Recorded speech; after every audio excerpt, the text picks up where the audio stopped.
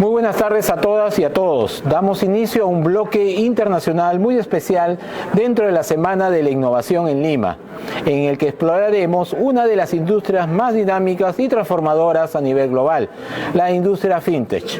En esta ocasión tenemos el privilegio de contar con la participación de un destacado experto internacional cuya trayectoria ha sido clave en el desarrollo del ecosistema fintech en Asia.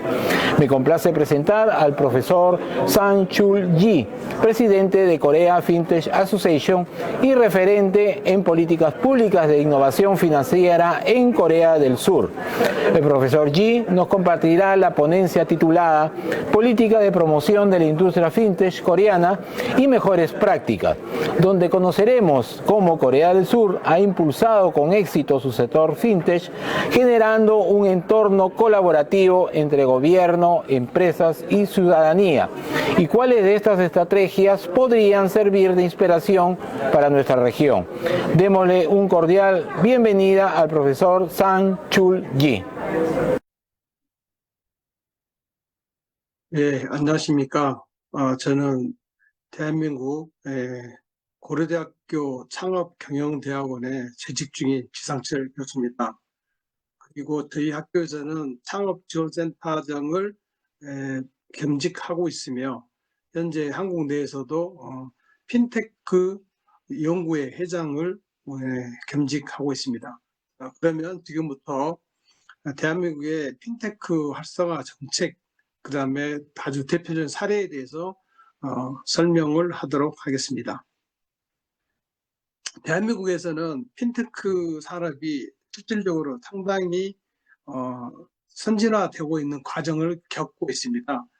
핀테크에 필요한 기술들이 속속 개발되고 그게 기술이 확장됨으로써 현재 기존에 있던 환율이라든가 그다음에 그 환전, 그다음에 신용카드나 이런 아주 기본적인 핀테크 서비스들이 이미 수십 년 전부터 활성화되어 있고 그 이후에 나타난 온라인 클라우드 환경, 모바일 환경이 급속하게 변화되면서 그 이후에 앞으로의 그런 금융과 기술이 융합되는 그런 시대로 접어들고 있으며 현재도 한국 내에서도 핀테크 기업들이 금융 기반의 기술을 활용해서 서비스를 확장하고 있는 그런 상황입니다.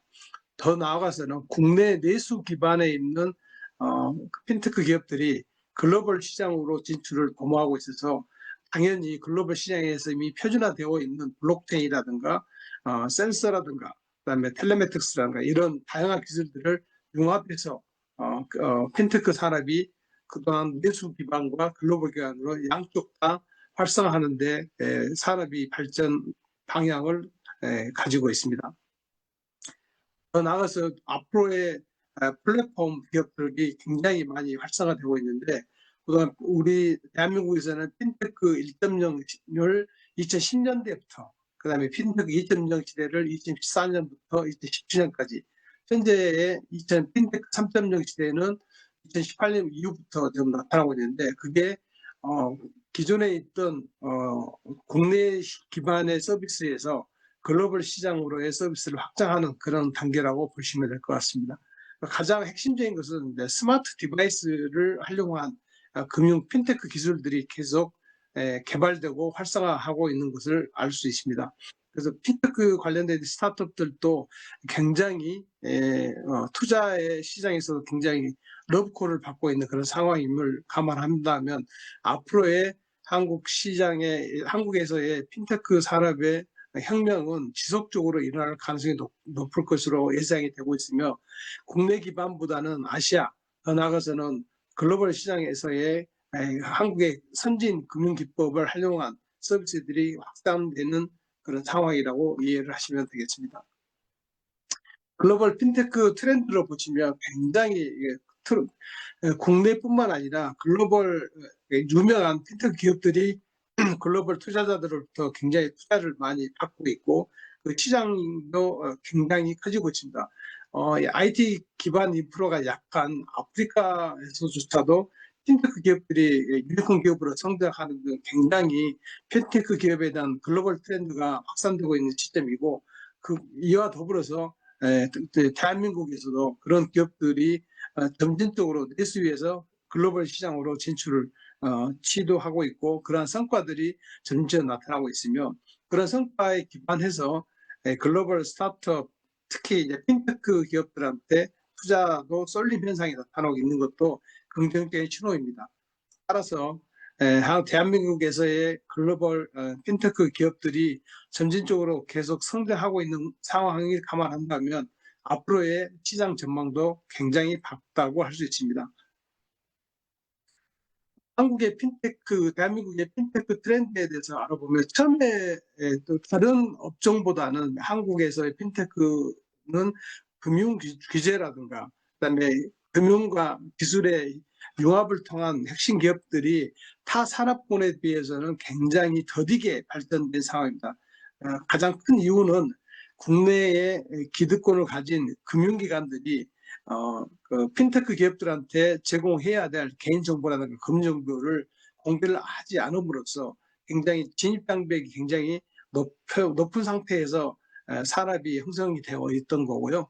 그 이후에 금융규제라든가 금융규제 샌드박스를 통해서 수많은 스타트업들이 이제는 기존의 기득권을 가진 금융기관들이 가지고 있는 서비스를 대체하기 시작함으로써 점진적으로 핀테크 기업들이 굉장히 많이 출연을 하고 있는 상황입니다.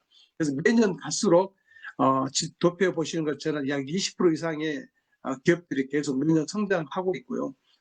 실질적으로 보면 핀테크 기업들이 국내의 다른 산업 영역에서 차지하는 비율도 점진적으로 높아가고 있기 때문에 핀테크에 대한 그 집중도라든가 또 확산이라든가 특히 핀테크 기업들이 가지고 있는 그 서비스에 대한 확대나 확장성은 다른 산업보다 굉장히 크기 때문에 마찬가지로 한국에서의 핀테크 모델도 굉장히 다양화되고 있다.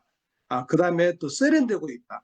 더 나아가서는 정교하게 서비스가 개발되고 있기 때문에 뭐 디지털 자산에 대한 그 서비스 확장성이라든가 온라인 뱅크에 대한 서비스 확장성 그래서 기득권을 가진 오프라인 기반의 기업 뱅크들이 이제는 온라인에 새롭게 나타난 온라인 뱅크하고 서로 경쟁하는 구도로 발전하고 있기 때문에 앞으로의 전망들을 보면 기득권을 가지고 있는 은행 뭐 규제를 많이 혜택을 받았던 은행들보다는 혁신 아이디어로 무장한 스타트업들이 그 시장에 도전을 하고 있는 상황이다 이렇게 보시면 되겠습니다. 한국의 핀테크 트렌드를 보시면 현재까지는 전반적으로 투자나 그다음에 그 고용 인력들 기업들의 숫자도 상당히 많이 늘어난 건 사실입니다. 그래서 한면에 보이시는 것처럼 한국의 핀테크에 대한 그 영향 그 구성도를 보면 인터넷 뱅크만 하는 게 아니라 그다음에 그 인터넷 뱅크에서 더 확장돼 가지고 결제 시장까지도 더 그 서비스 영역이 확대되고 있고 그다음에 실질적으로 뭐 인슈어테크라고 하잖아요. 보험과 금융을 또 결합하는 그런 서비스를 또 다양하게 나타나고 있으며 그다음에 자산 관리, 그다음에 디지털 가상 자산에 대한 그런 일반인들의 관심도 높아지면서 그쪽 분야에 대한 가상 자산에 대한 서비스를 또 점진적으로 확대되고 있던 것을 알 수가 있습니다. 그래서 향후 전망을 보면 국내의 핀테크 투자에 대한 트렌드들도 과거에 뭐 결제라든가 그다음에 환전 서비스에서 더 벗어나서 이제는 디지털 자산, 그다음에 자산 관리 이런 영역까지도 서비스가 확대되고 있음을 알 수 있습니다. 핀테크 산업, 한국에서 핀테크 산업은 이 산업 현황을 이렇게 요약을 해왔습니다. 주로 핀테크는 그 지역적인 인프라를 많이 필요로 하기 때문에 주로 수도권에 서울을 비롯한 대도시에 핀테크 기업들이 많이 위치를 하고 있고요. 점진적으로 보면 현재 데이터로 보면 약 1000개 내외의 한국의 핀테크 기업들이 이미 그 사업 활동을 하고 있으며 그 더 나아가서는 고용 인력들 그다음에 업력이 10년 넘은 기업들도 상당히 비중이 커가고 있는 것을 알 수 있습니다. 다른 산업들은 굉장히 그 많이 출연하고 많이 폐업하는 그런 상황이지만 핀테크 기업들은 그래도 어느 정도 서비스가 완전화되고 고객들에 대한 그 고객 확보가 충분히 되고 있는 상태에서는 안정적인 서비스로 발전이 가능하기 때문에 그런 측면에서는 시간에 대한 투자, 그다음에 인프라에 대한 투자가 어느 정도 검증된 핀테크 기업들이 생존력이 높다, 이렇게 볼 수 있습니다. 그래서 지금 투자도 타 산업군에 비해서는 굉장히 많이 핀테크 섹터에 대한 투자가 많이 늘어나고 있다라고 볼 수 있습니다. 실제로 보면 여기 화면에 보이신 것처럼 투자 비중도 점진적으로 늘어나서 약 전체 투자 금액의 핀테크 섹터에 투자되는 금액이 약 50%에 이를 정도로 매년 그 비중은 늘어나는 추세라고 볼 수 있습니다.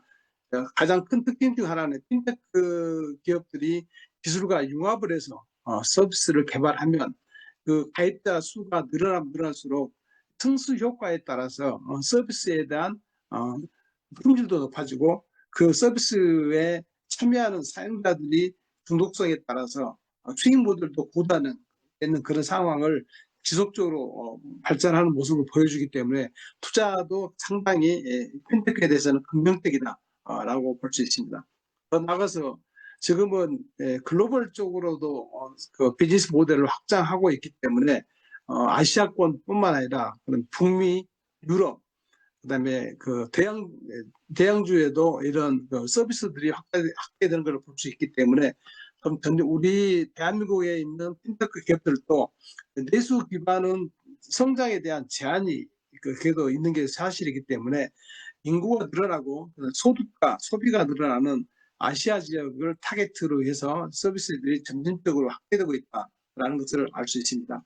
그에 따라서 한국의 투자 시장, 핀테크 기업들의 투자 시장도 고용 인력도 많이 늘어나고 있고요. 그다음에 전체적으로 수익성도 계속 개선이 되고 있는 상황을 제가 눈으로 확인할 수가 있습니다.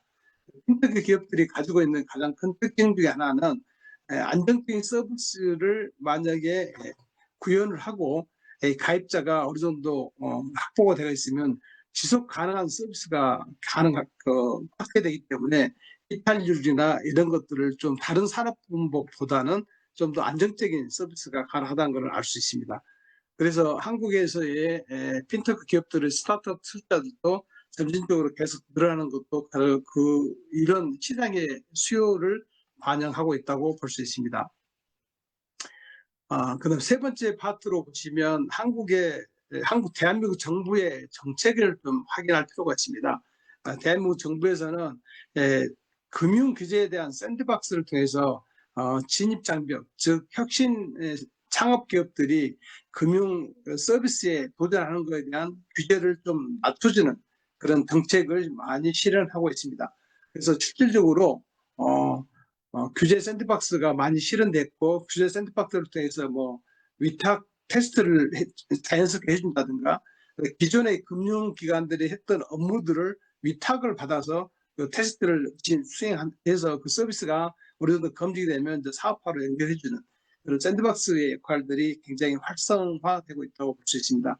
그다음에 은행 간의 데이터를 서로 주고받는 오픈 뱅킹 서비스가 이제 금융 인프라 환경에서는 좀 확대되고 있다 이렇게 확인할 수가 있고요.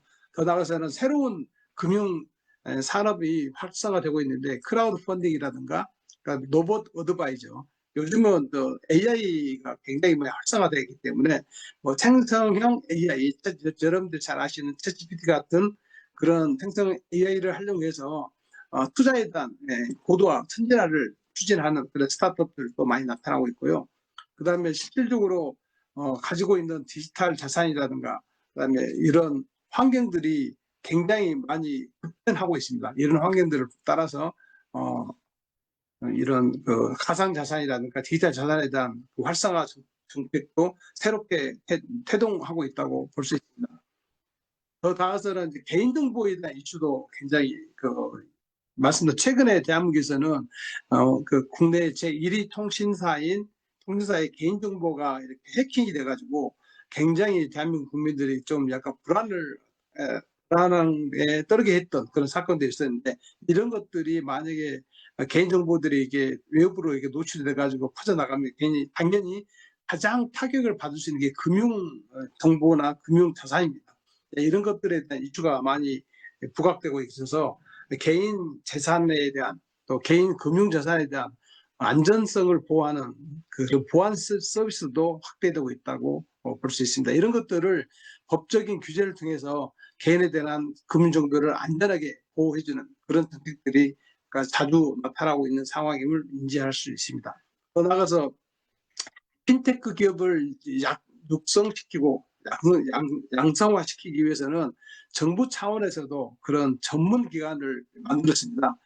핀테크 지원센터가 서울에 지금 존재하고 있고, 그 핀테크 지원센터는 한국의 금융위원회 산하의 공공기관입니다. 거기서 금융정책에 관련된 거, 금융 샌드박스에 대한 그런 민원을 해결한다든가 그런 쪽의 역할을 하고 있기 때문에 굉장히 정부 차원에서도 단순하게 산업 활성화에 대해서만 이렇게 정책적으로 자금을 지원하는 게 아니라 제도적으로도 그 서비스가 안정화되고 그다음에 확산될 수 있도록 그런 그 전문기관들을 양성하고 있다 이렇게 볼 수 있고요.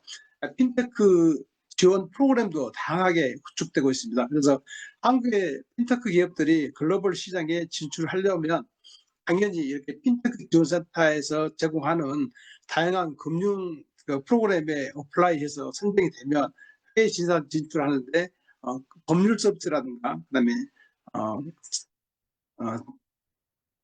자금 서비스 같은 걸 또 다른 기업에 비해서 굉장히 좋은 조건으로 혜택을 받아서 글로벌 시장에 진출하는 그런 성과를 나타내고 있다고 볼 수 있습니다. 금융 샌드박스를 어떻게 해결하느냐? 금융 샌드박스는 실질적으로 다양한 형태로 나타나고 있는데 이걸 일단은 수요 조사를 해야 되겠죠.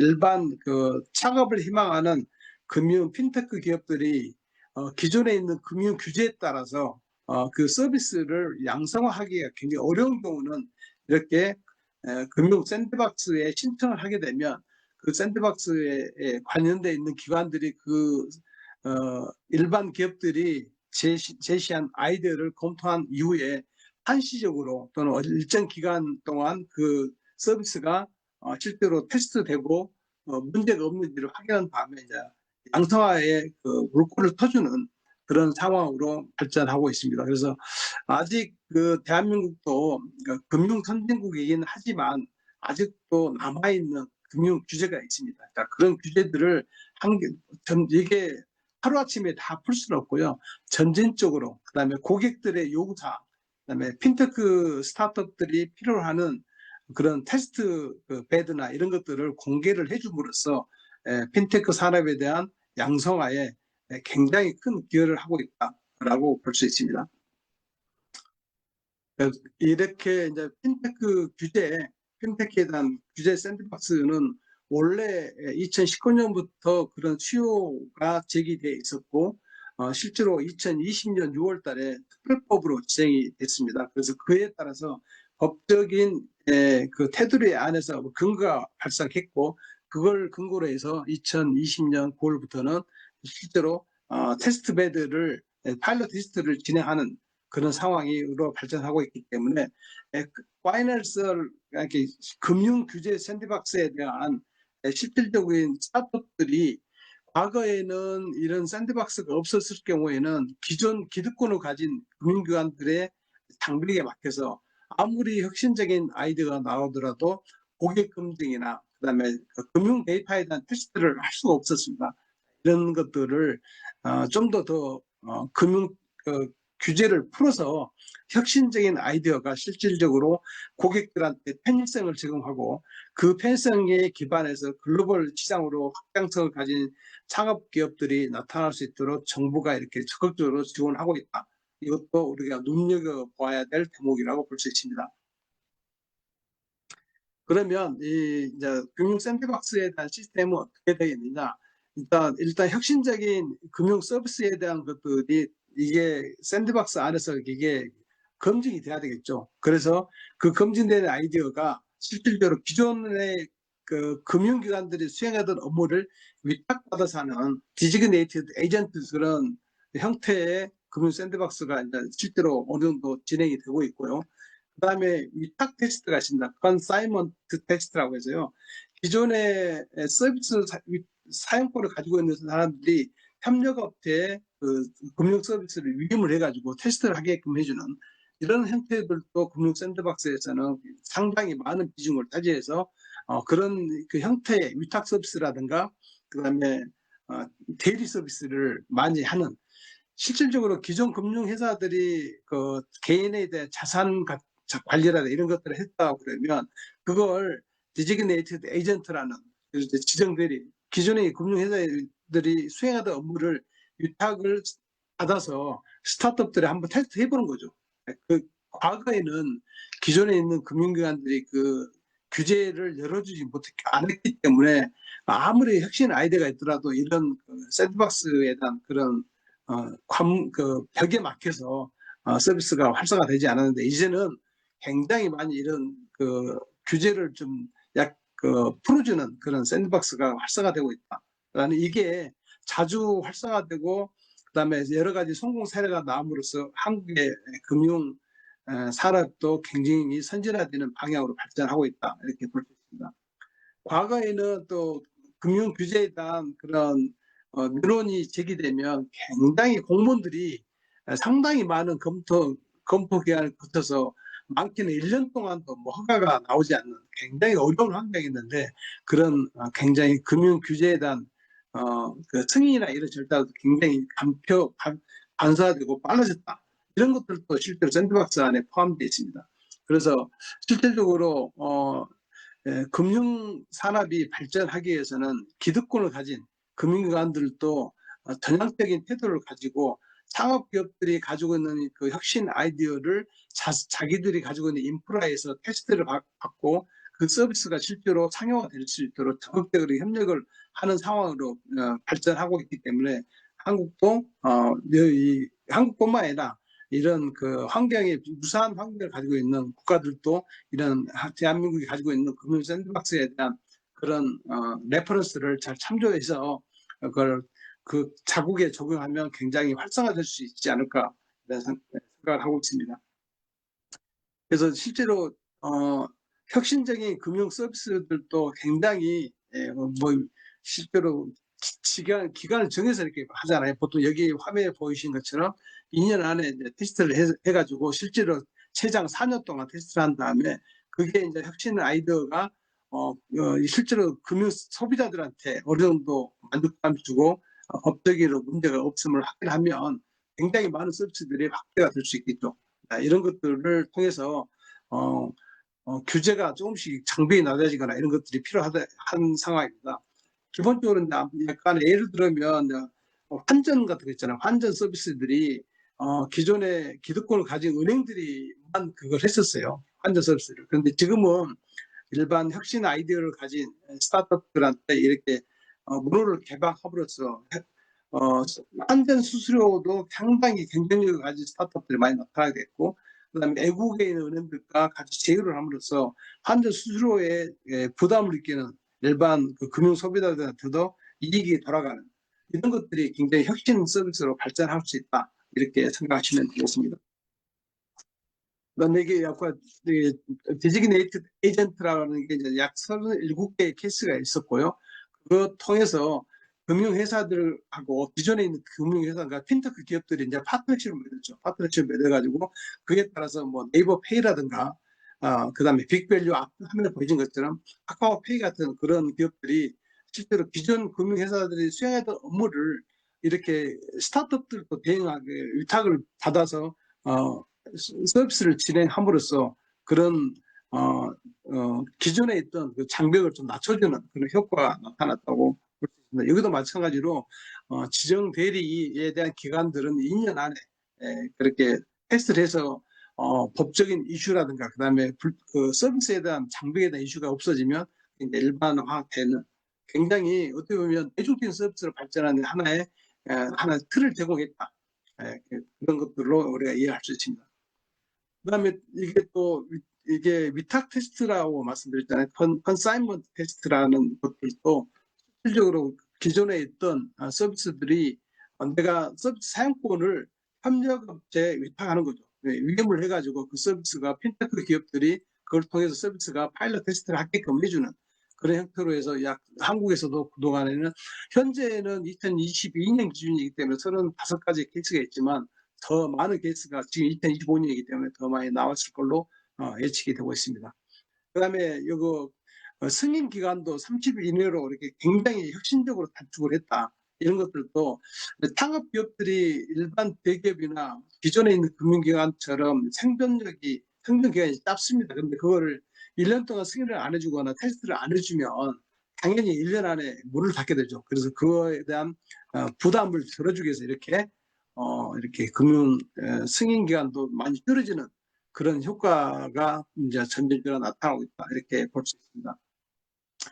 현재 이 사례입니다. 이렇게 이제 그 정부의 정책에 따라서 이렇게 그 샌드박스가 이렇게 활성화되고 나니까 여기에 나타나는 고용된 핀테크 기업에 근무하는 인력들도 이렇게 상승을 했고요. 그다음에 그 서비스에 대한 그 혁신적인 서비스를 하는 그 숫자도 굉장히 늘어나고 있고, 그다음 거기에 들어가는 이제 그 투자들, 이게 혁신 서비스가 이제 시장에서 검증되고, 그다음에 투자도 그에 병해서 늘어나다 보니까 당연히 금융산업은 과거보다는 점진적으로 활성화될 수 있는 환경으로 바뀌고 있습니다.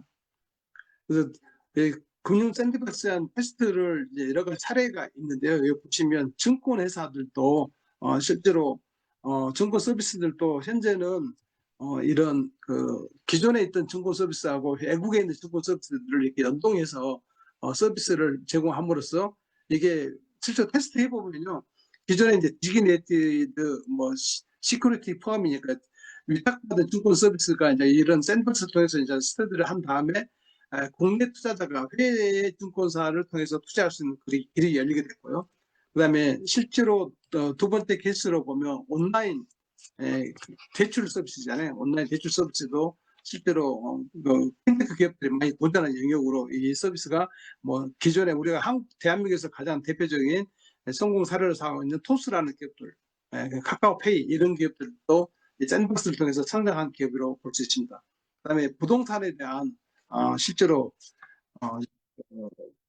인증, 분산 투자죠. 상업용 부동산에 대해서 일반 기업인들도 이렇게 간접 투자에 대한 기회를 이렇게 샌드박스를 통해서 이렇게 투자할 수 있는 길이 열렸다. 이것도 중요한 사례라고 보여집니다. 그다음에 음악을 통한 음악을 뮤직하우라고 해서요. 음악에 대한 저작권을 통해서 이렇게 투자를 하는 이런 규제도 이제 샌드박스 통해서 이제 길이 열리게 됐고요.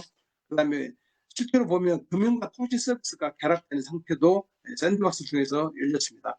그다음에 여섯 번째 사례를 보면 이게 소규모 그다음에 식품 주문 중개 서비스도 이게 이제 신한뱅크하고 중개 서비스가 이렇게 서로 연동함으로써 서비스의 확장성을 가지고 있다. 그래서 이런 다양한 샌드박스에 대한 규제 사례를 통해서 한국의 혁신 서비스가 계속 지속적으로 나타나고 있고, 그에 따라서 국내에서만 이게 시장으로는 성장의 한계가 있기 때문에 이런 샌드박스를 통한 기업들이 글로벌 시장에서 성장하는데도 굉장히 큰 기여를 하고 있다라고 볼 수 있습니다. 그래서 아마 대한민국의 사례를 잘 감안해서 다른 국가들도 자국 내에서 일어나고 있는 금융 규제에 대한 것들을 이렇게 단계별로 이게 선진화 기법을 통해서 그다음에 실제 금융기관들이 하던 업무를 이제 스타트업들이 위탁을 한다든가 위탁을 줘서 그 위탁 업무를 통한 서비스가 안정화되고 법적인 규제가 없으면 그거 풀어주면 이제 일반 금융 소비자들이 굉장히 그에 대한 만족도가 높아지지 않을까 생각하고 있습니다.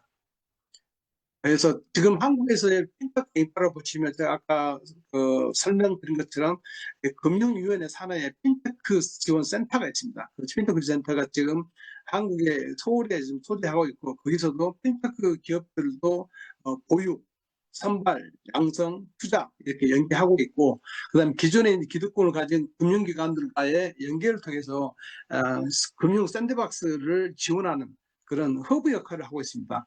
그래서 이런 것들도 한국에서도 이런 서비스 공공기관들이 나타나서 기업들이 창업을 통해서 금융 서비스를 혁신하는데 어느 정도 크게 기여를 하고 있다고 볼 수 있습니다.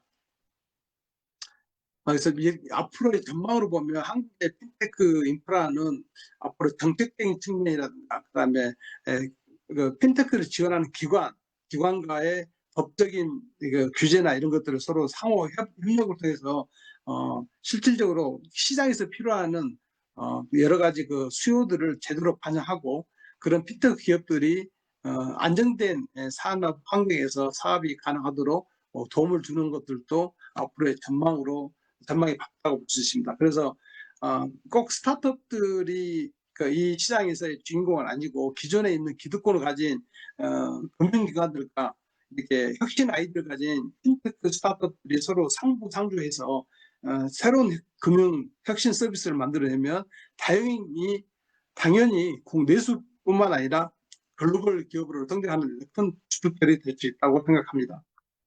한국에서의 핀테크 기업의 가장 대표적인 사례가 이제 토스라는 기업이 있는데요.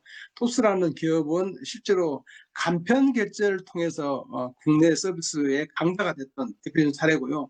그 간편 결제 서비스를 시작으로 해서 지금은 결제 서비스 외에 토스뱅크라든가 토스증권회사, 그다음에 토스보험회사, 그다음에 토스 해외 현지법인, 그다음에 토스플레이스 뭐 이런 다양한 계열사를 가진 그룹으로 성장했습니다.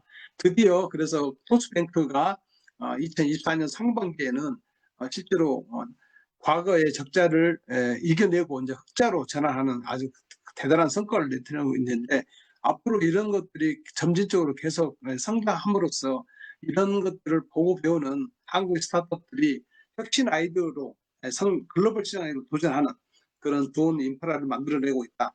그래서 토스라는 회사 외에도 유니콘 기업으로 성장하는 그 국내 스타트업들이 많긴 하지만 이런 토스라는 기업이 가지고 있는 이런 그 혁신성이라든가 기존의 토스가 나타남으로써 기존의 그 금융회사들이 진입장벽으로 높여놨던 것들을 좀 낮추는 그런 효과가 있었기 때문에 이렇게 후발 업체인 스타트업들도 다양한 서비스로 이렇게 확대되고 있다.